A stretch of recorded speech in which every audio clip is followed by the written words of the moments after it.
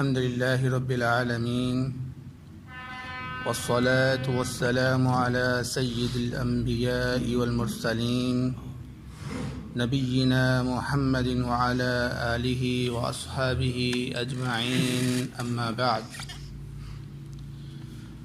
أعوذ بالله السميع العليم من الشيطان الرجيم. بسم الله الرحمن الرحيم. يحلفون بالله ما قالوا، وہ اللہ رب العزت کی قسمیں اٹھاتے ہیں کہ ہم نے یہ بات نہیں کی. وَلَقَدْ قَالُوا كَلِمَةَ الْكُفْرِ، البتہ تحقیق انہوں نے کفر کی بات کہی. وَكَفَرُوا بَعْدَ إِسْلَامِهِمْ، اور اسلام لانے کے بعد انہوں نے کفر کیا.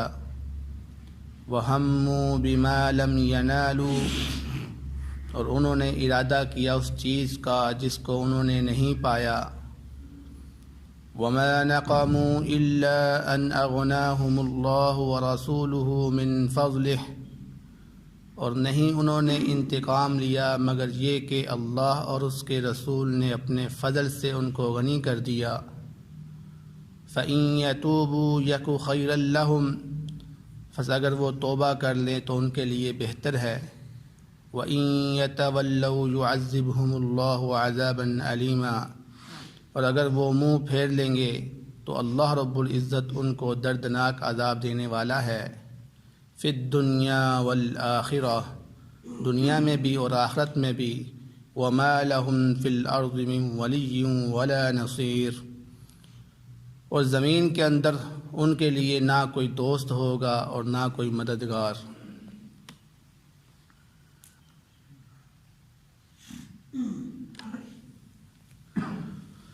سورۃ التوبہ کی آیت نمبر 74 آپ کے سامنے تلاوت کی گئی ہے. اس آیت مبارکہ میں اللہ رب العزت بیان فرما رہے ہیں کہ منافقین اکثر نبی پاک صلی اللہ علیہ وسلم یا مسلمانوں کے خلاف اپنی مجلسوں میں باتیں کرتے رہتے تھے. تو جب ان کی کوئی بات مسلمانوں تک پہنچ جاتی تو وہ بہانے کرنا شروع ہو جاتے کہ ہم تو شغل کر رہے تھے، یا وہ قسمیں اٹھاتے تھے کہ ہم نے تو ایسی بات کی ہی نہیں، یعنی سرے سے بات کا انکار کر دیتے.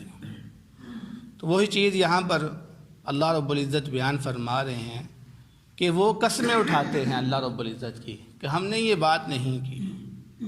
اور اللہ رب العزت کیا فرما رہے ہیں؟ وَلَقَدْ قَالُوا كَلِمَةَ الْكُفْرِ، بتا تحقیق انہوں نے کفر کی بات کی ہے.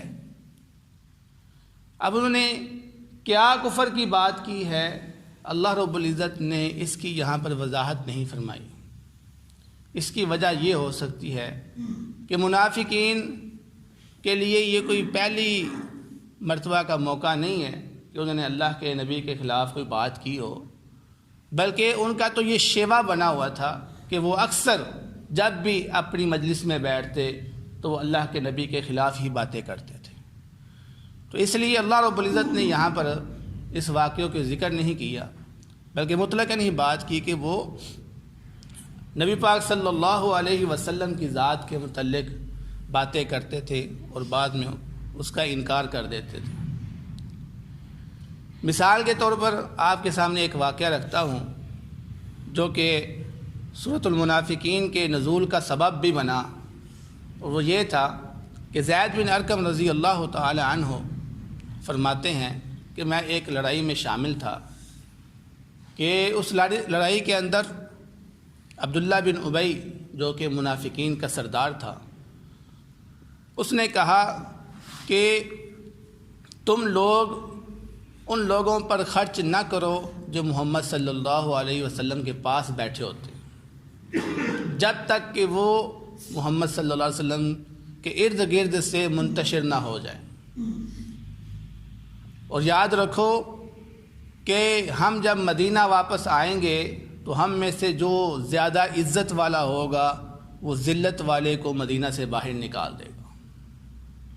زید بن ارقم رضی اللہ تعالیٰ عنہ نے اس بات کو حضرت عمر رضی اللہ تعالیٰ عنہ کے سامنے رکھا کہ عبداللہ بن ابی نے اس طرح کی باتیں کی ہیں نبی پاک صلی اللہ علیہ وسلم کے متعلق۔ عمر رضی اللہ تعالیٰ عنہ جب رسول اللہ صلی اللہ علیہ وسلم کے پاس گئے، انہوں نے یہ بات ان کو بتائی، تو آپ صلی اللہ علیہ وسلم نے زید بن ارقم کو بلایا اور اس واقعہ کی وضاحت پوچھی، اور پھر اس کے بعد منافق کے سردار عبداللہ بن ابی اور ان کے ساتھیوں کو بلایا اور ان سے پوچھا کہ آپ لوگوں نے یہ بات کیوں کہی؟ تو انہوں نے جواب میں قسمیں اٹھا کر اس بات کا انکار ہی کر دیا کہ ہم نے تو ایسے بات کی ہی نہیں ہے۔ تو خیر اللہ کے نبی صلی اللہ علیہ وسلم نے قسم اٹھانے پر ان کی بات کا یقین کر لیا اور زید بن ارقم سے ناراض ہو گیا، لیکن اللہ رب العزت نے زید بن ارقم کی سچائی کے لیے قرآن کو نازل کر دیا، اس وقت منافقین کی چند آیات کو نازل کیا اور ثابت کر دیا کہ زید بن ارقم سچے تھے نہ کہ جھوٹے تھے وہ۔ تو اس طرح کے واقعات کئی ہوتے رہتے تھے جس میں وہ اکثر قسمیں اٹھا کر بات کا انکار ہی کر دیتے تھے۔ تو اللہ رب العزت فرما رہے ہیں وَكَفَرُوا بَعْدَ إِسْلَامِهِمْ، انہوں نے اسلام لانے کے بعد کفر کیا۔ اس سے ثابت یہ ہوتا ہے کہ جو شخص نبی کریم صلی اللہ علیہ وسلم کے خلاف بولتا ہے وہ کفر اختیار کرتا ہے۔ نبی پاک صلی اللہ علیہ وسلم کے خلاف بولنا یہ کفر ہے، اس لیے اللہ رب العزت نے یہاں پر فرما دیا کہ وَكَفَرُوا، انہوں نے کفر کیا ہے، اللہ کے نبی کی مخالفت کرتے ہوئے ان کے خلاف بولتے ہوئے انہوں نے کفر کیا ہے۔ لہذا یہ کوئی چھوٹی بات نہیں ہے، ایک ہوتا ہے نبی کا انکار کرنا، یہ تو بڑی دور کی بات ہے، نبی کی مخالفت کرنا بھی کفر ہے۔ جو شخص نبی کی بات کو اہمیت نہیں دیتا، اس کو پس پشت ڈال دیتا ہے، اس سے بھی کفر لازم آ جاتا ہے۔ فرمایا وَهَمُّوا بِمَا لَمْ يَنَالُوا، اور انہوں نے ارادہ کیا اس چیز کا جس چیز کو وہ پا نہ سکے، یعنی اپنے ارادوں پر وہ پورا نہ اتر سکے۔ کیا ارادہ کیا انہوں نے؟ ویسے تو وہ بہت زیادہ ارادے کرتے رہتے، یعنی منافقین نے جتنے بھی ارادے کیے، جتنے بھی پروگرام بنائے، اس میں وہ ناکام ہی ہوئے۔ مثال کے طور پر منافقین کا یہ ارادہ تھا کہ وہ اپنے سردار عبداللہ بن ابی کو بادشاہ بناتے، لیکن وہ نہیں بنا سکے۔ اسی طرح ان کا یہ ارادہ تھا کہ مدینہ کے اندر یہودیوں کو آباد کیا جاتا، لیکن وہ اس میں کامیاب نہیں ہو سکے۔ اسی کے ساتھ سب سے بڑا جو انہوں نے پھر ارادہ جو کیا تھا وہ یہ تھا کہ نبی کریم صلی اللہ علیہ وسلم کو قتل کرنے کا ارادہ کیا تھا۔ یعنی آپ صلی اللہ علیہ وسلم جب غزوہ تبوک سے واپس آ رہے تھے تو انہوں نے ارادہ کیا کہ اللہ کے نبی رومیوں سے تو بچ گئے ہیں، کیوں نہ ہم ان پر حملہ کر کے ان کو ختم کر دیں اور اسلام کی جڑ کاٹ دیں ہم۔ لہذا نبی کریم صلی اللہ علیہ وسلم جب غزوہ تبوک سے واپس آ رہے تھے تو آپ ایک جگہ پر جس کا نام عقبہ تھا، وہاں سے آپ کا گزر ہوا، اور یہ عقبہ جو مقام تھا یہ دو پہاڑیوں کے درمیان ایک بہت تنگ راستہ تھا۔ راستہ دوسرا بھی آتا تھا، لیکن نبی پاک صلی اللہ علیہ وسلم نے اپنے باقی ساتھیوں سے کہا کہ تم اس راستے سے نکل جاؤ، میں اس راستے سے نکل جاتا ہوں۔ اب کیونکہ منافقین نے آپ صلی اللہ علیہ وسلم کو قتل کرنے کا ارادہ کیا ہوا تھا، تو اللہ رب العزت نے آپ صلی اللہ علیہ وسلم کو وحی کے ذریعے ان کی اس چال کا بتا دیا کہ آپ پر یہ حملہ کرنے والے ہیں۔ تو آپ صلی اللہ علیہ وسلم جب اس وادی سے گزرے، اس دو جو پہاڑ تھے ان کے درمیان سے گزرے، تو مفسرین بیان کرتے ہیں کہ اس دو پہاڑ کے درمیان جو راستہ تھا نا وہ صرف ایک اونٹنی کے گزرنے کا تھا، یعنی ایک وقت میں ایک اونٹنی ہی گزر سکتی تھی، اتنا وہ تنگ راستہ تھا۔ تو آپ کے ساتھ اس وقت دو صحابہ تھے صرف، عمار بن یاسر رضی اللہ تعالیٰ عنہ اور دوسرا حذیفہ رضی اللہ تعالیٰ عنہ۔ تو اس موقع پر انہوں نے جب حملہ کیا تو ان دو صحابہ نے اپنے آپ کو پیش کر کے ان منافقین کو ناکام کر دیا اور وہ وہاں سے بھاگ گئے۔